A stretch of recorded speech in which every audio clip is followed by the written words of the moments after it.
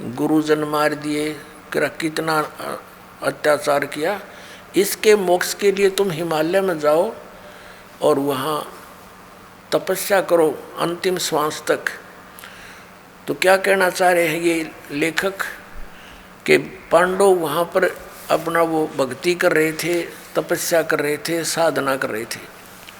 भगवान शिव आगे वहाँ पर भैंस रूप धारण करके अन्यों के भीम ने पहचान लिए और भीम दौड़ा तो भगवान शंकर समझ गए उसको, इस कारण से वो पृथ्वी में समान लग गए और फिर केवल पृष्ठभाग यानी पिछला हिस्सा शेष रह रहा था पृथ्वी में। जानते महाबली भीम ने पकड़ कर डांट लिया कसूती तरह, और वो फिर इतना बार रह गया, फिर वो पत्थर का बन गया। और कहते भगवान शिव वहाँ प्रकट हो गए। ये काल का छल है सारा, ये शिव रूप में प्रकट हो गया और उनको कह दिया कि तुम बस इसकी पूजा करो, भैंस के पिछले हिस्से की और टट्टी गोबर के स्थान की भीम पूजा करने ला दिए और वो बन गया तीर्थ स्थान। वो टट्टी पेशाब के पोर्शन का नो कहे तुम इसकी पूजा करो और वो तीर्थ बन गया हमारा। क्या देखिए फिर पढ़िए, ये समझ में आओगा। भगवान वेद व्यास की आज्ञा से पांडव केदार क्षेत्र में आए।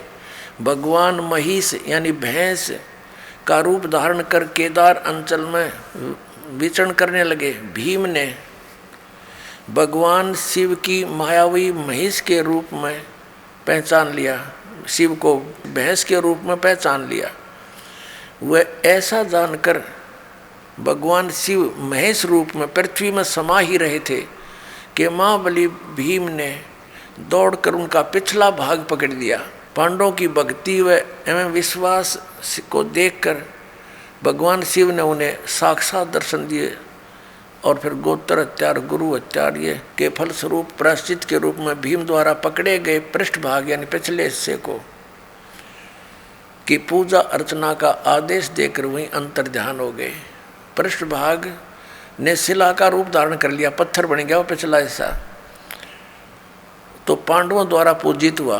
पांडव लाग गए उसने टट्टी पेशाब के पोर्शन ने पूजन ये भगवान, ये थे हमारे शंकराचार्य जी का ज्ञान। ये देखो ये काल का जाल है सारा।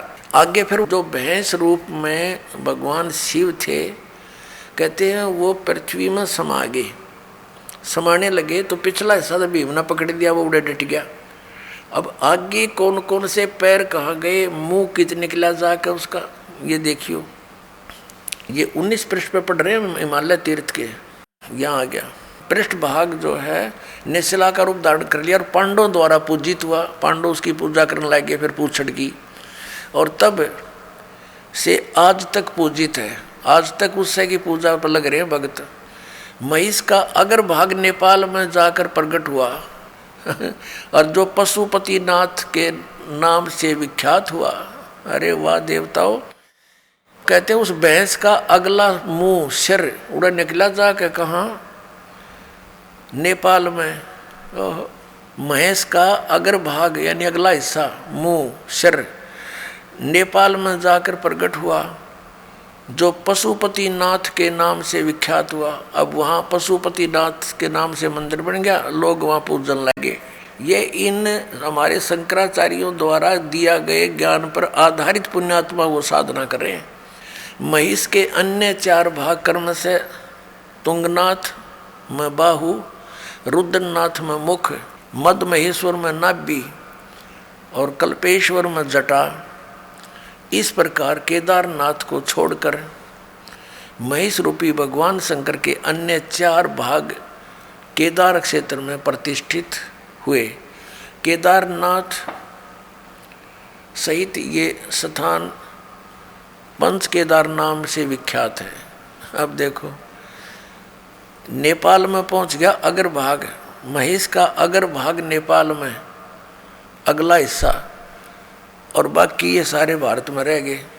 और वो नेपाल में जो पशुपति नाथ की पूजा होती है वह ऐसे इनके बनाए हुए ये अपना विधान है। देखो पुण्यात्माओं, हमने वो साधना करनी है जो हमारे पवित्र वेदों और पवित्र गीता में लिखी है। हम ये नहीं कहते कि ऐसा ना हुआ होगा। भक्ति मार्ग में कोई भी चीज़ असंभव नहीं होती, क्योंकि ये काल भगवान 1000 कला का भगवान है, सहस्र कला का और सहस्र भुजा का। तो ये भी बहुत प्रबल है, बहुत शक्ति युक्त है, सिद्धियां हैं इसके अंदर। ये कुछ भी कर सकता है इस प्रकार के भ्रमित करने के लिए। तो हम ये नहीं कहते कि ऐसा नहीं हुआ होगा, ये फिर ये तो यादगार रहेगी। हमने पूजा वही करनी है जो हमारे सदग्रंथ बताते हैं। तो पुण्यात्माओं, परमात्मा कहा करते पर भी लेन जात है दुनिया, हमरा ज्ञान किने न सुनिया। अब पुण्यात्माओं, ये तीर्थ कैसे बने? अब जैसे अमरनाथ धाम है, ये कैसे बना? पार्वती माता को भगवान शंकर जी ने उस स्थान पर एक सूखे वृक्ष के नीचे एकांत स्थान देखकर ये मंत्र दिया था। प्रथम मंत्र जो दास साहब को देता है, इसको मोक्ष मंत्र बोलते हैं। ये जितना मोक्ष कर सकता है। तो पार्वती जी को जहाँ वो उपदेश प्राप्त हुआ, शंकर भगवान ने वो मंत्र उनको दिया, ये अमर मंत्र, तो उनके लिए, उस पार्वती माता के लिए वो अमर धाम है, आप और हमारे लिए नहीं। अब जैसे ये तीर्थ और ये अमर धाम कैसे, जैसे आप जिसको यहाँ बरवाला में ये मंत्र मिला, उसके लिए तो ये बरवाला है अमर धाम, और यहाँ बरवाला में ये दास हो नहीं, और यहाँ कोई भी नहीं हो, और यूँ खाली पड़ा हुआ आश्रम। अब जैसे किसी ने क्रोथा आश्रम में नाम लिया था, उसके लिए वो क्रोथा है अमरनाथ। अब वहाँ कोई भी को नहीं, ये दास यहाँ पर बैठा तो उस क्रोथा में माथा टेकने तो लाभ बना हुआ है। ये तो इस दास के वचन यहाँ सुनेंगे, सत्संग सुनेंगे, आशीर्वाद पाओगे तो यहीं लाभ होगा उसे। तो अमर धाम जो है वो एक आदरणीय स्मारक तो है कि यहाँ पर ऐसी घटना घटी थी, लेकिन आपके लिए वहाँ जाने से कोई लाभ नहीं होगा। आपको तो वैसा ही संत खोजना पड़ेगा जिसके पास वो अमर मंत्र हो, और वो अमर मंत्र आपको चाहे बरवाड़ा की गली में मिल जाए दास, और वहाँ उपदेश प्राप्त हो गया, तो वही आपके लिए अमरनाथ है। उस मंत्र से मोक्ष होगा, उस स्थान से नहीं। अपने आत्माओं, जैसे तीर्थ कैसे बने, इसमें बहुत से प्रमाण हैं कि एक ऋषि था, उसने वहाँ बैठ कर साधना की और उसने मोक्ष प्राप्त किया। अपने आत्माओं, जैसे एक हमाम दस्ता होता है सामग्री कुटन का, दवाई दुई कुटन का, लोहे का मुसल सा वो 1.5 फुट का, और 2-1 फुट का, वो 1.5 फुट का, 1 फुट का ऊंचा, 9 इंच चौड़ा होता है। वो किसी का पड़ोसी ने मांग लिया, और उसने उसमें कुछ सामग्री गुट्टी अवन की, और वो वापस दे गया मांझ धो के कति साफ करके, उनको लौटा गया जिसका था। उनको रात्रि के समय जब वो सोने लगे तो महक आ रही थी। उन्होंने देखा ये महक कहाँ से आ रही है, देखते देखते देखा ये तो इस हमाम दस्ते में से आ रही है। तो उन्हें देखा हो इसको तो पड़ोसी ले गया था मांग के, उसने कोई सामग्री कूटी है। अब पुण्यात्मा उसने सारी सामग्री निकाल ली, कति साफ करके वापस लौटा दिया, और फिर भी महक आ रही है। वो सामग्री जो उसमें कूटी थी वो अलग वस्तु है, तो वो महक जो उसके अंदर आवे थी थोड़ी बहुत हमाम दस्ते में, वो 1 दिन के बाद ख़त्म होगी। अब ये तीर्थ एक हमाम दस्ता समझो, और जैसे उस ऋषि ने उसमें सामग्री कूटी, यानी वो साधना वहाँ बैठकर की, वो सारी कमाई लेकर अपने उस धाम को चला गया जहाँ उसने उस साधना से जाना था। वो तीर्थ तो एक हमाम दस्ता है, उड़े 1-2 महीने 1-2 साल उसमें महक सी आवे, क्योंकि जहाँ संत ने साधना की होती है कुछ देर राहत मिलती है, लेकिन वो सामग्री वाला काम नहीं हो सकता।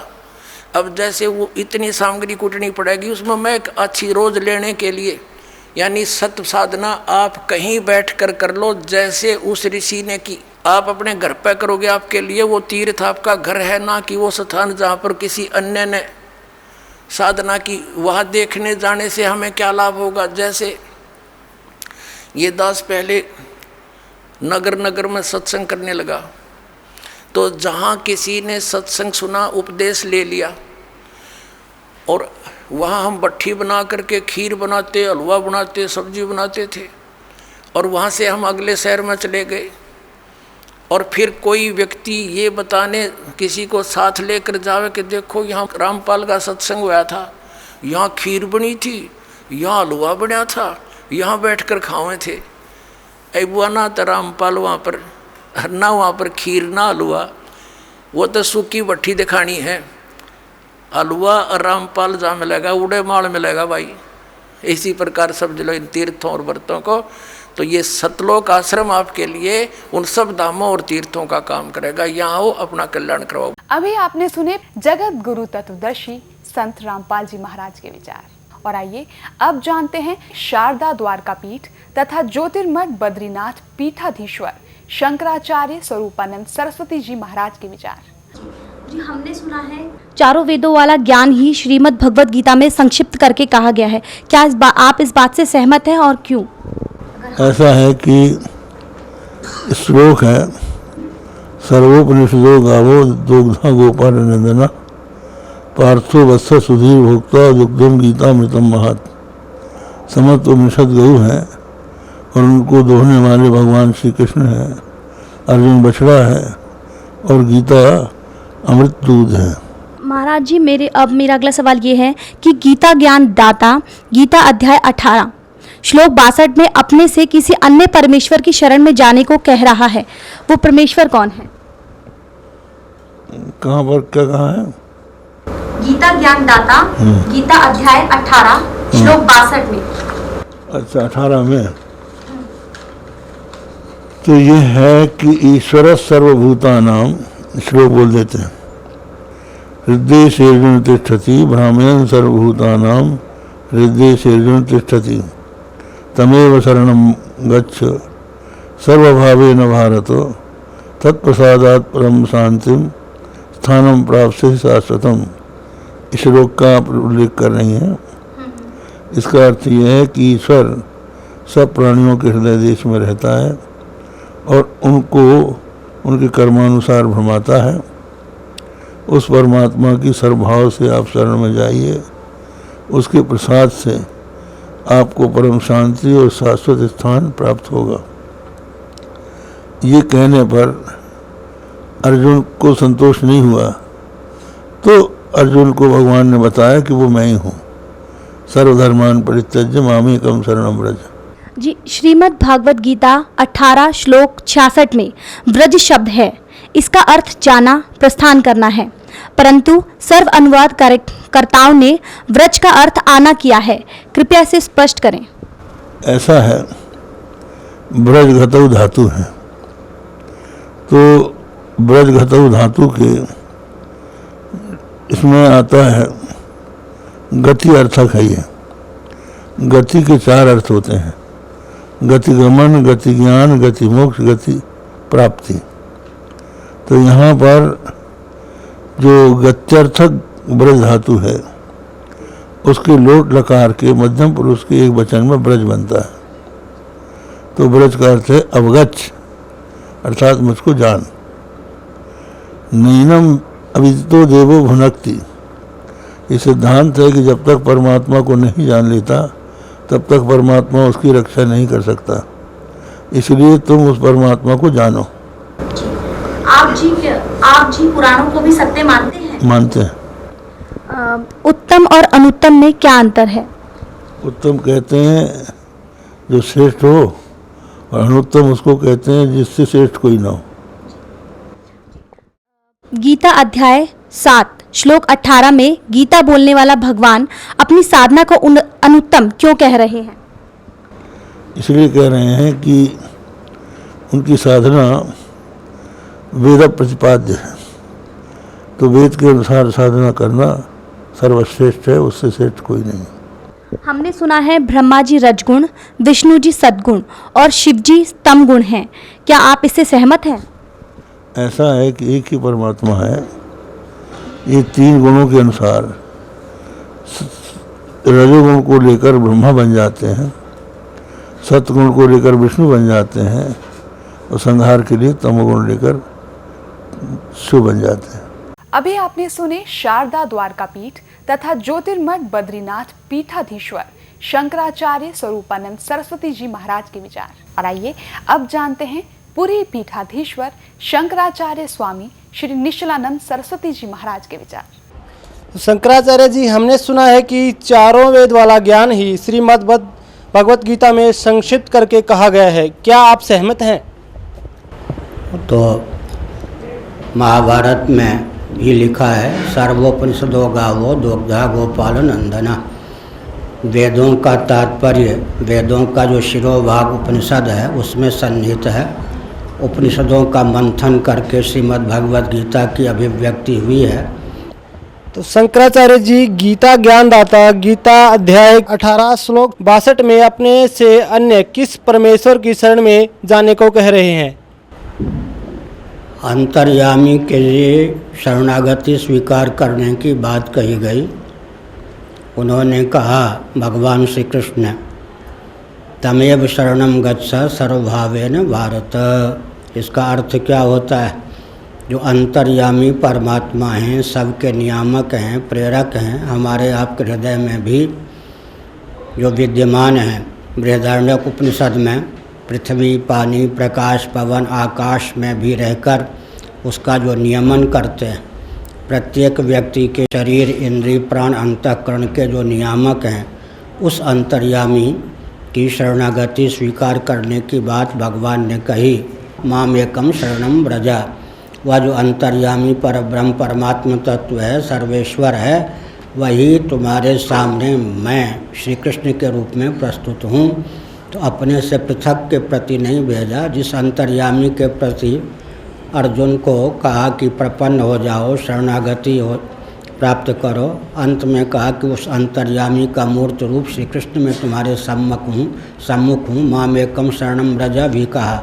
उस अंतर्यामी का और श्री कृष्ण ने अपना एकत्व भी स्थापित किया है। श्रीमद् भगवत गीता अध्याय 18 श्लोक 66 में व्रज शब्द है।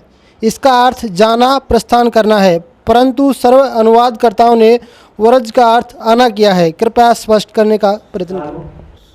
प्रश्न जिन्होंने बनाया है उन्होंने अपने स्तर से बताया कि सभी अनुवाद करने वालों ने ज्ञान के अतिरिक्त अर्थ किया है। ऐसी बात नहीं है। ब्रज का अर्थ अवगच्छ, निश्चिनु भी होता है, जैसा कि प्रश्नकर्ता ने बताया।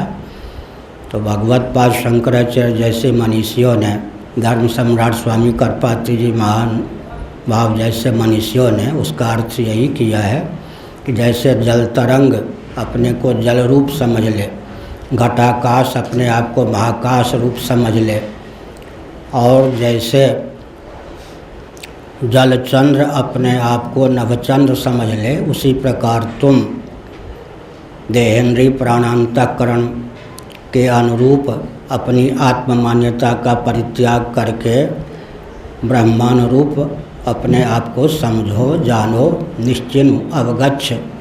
यह अर्थ भी टीकाकारों ने किया है। भगवत पाद शंकराचार्य और उनके अनुगत महानुभावों ने इसी प्रकार का उपदेश किया है। लेकिन जो श्री वैष्णवाचार्य इत्यादि हैं, उन्होंने अपने स्तर से, अपने प्रस्थान के अनुसार उस प्रकार का भी अर्थ किया है जिसका चित्रण प्रश्नकर्ता ने किया है।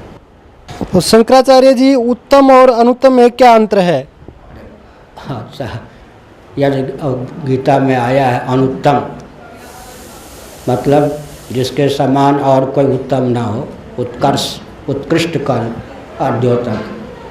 तो शंकराचार्य जी, गीता के अध्याय 7 में और श्लोक 18 में गीता बोलने वाले श्री भगवान अपनी साधना को अनुत्तम क्यों कह रहे हैं? अनुत्तम का अर्थ होता है सर्वोत्तम, सर्वोत्कृष्ट। अनुत्तम का अर्थ उत्तम रहित, हीन वहाँ पर नहीं है। वो व्याकरण की दृष्टि से उसका अर्थ मैंने बता दिया। शंकराचार्य जी, हमने सुना है कि ब्रह्मा जी रजोगुण है, विष्णु जी सतगुण और शिव जी तमोगुण है। क्या आप इससे सहमत हैं? तमोगुण, रजोगुण, सतगुण जड़ होता है। क्या ब्रह्मा विष्णु महेश जड़ हैं? आपने गलत सुना है। जिसने प्रश्न तैयार किया उसको जानकारी बहुत अधूरी है। वस्तुस्थिति यह है कि रजोगुण के नियामक ब्रह्मा जी, और तमोगुण के नियामक शिव हैं और सत्वगुण के नियामक विष्णु हैं। ये तीनों नियामक होने के कारण गुण से अतीत गुणातीत हैं, तत्वतः निर्गुण निराकार। ये तीनों न रजोगुणी हैं, न तमोगुणी हैं, न सात्विक हैं। ये तो तीनों इन गुणों से अतीत हैं, गुणों के नियामक हैं। इसीलिए सत्वम रजस्तम इति गुणाः प्रकृति संभवा निबधनन्ति महाबाहो देहे देहिनम अव्ययम। ये तीनों गुण बंधन में हेतु हैं। ब्रह्मा विष्णु महेश बंधन से मुक्त करने वाले उपास्य आराध्य देव हैं। ये न तमोगुणी है, न रजोगुणी, न सत्वगुण, गुणों के नियामक। अभी आपने सुने आदरणीय पुरी पीठाधीश्वर शंकराचार्य स्वामी श्री निश्चलानंद सरस्वती जी महाराज के विचार। और आइए अब जानते हैं आदरणीय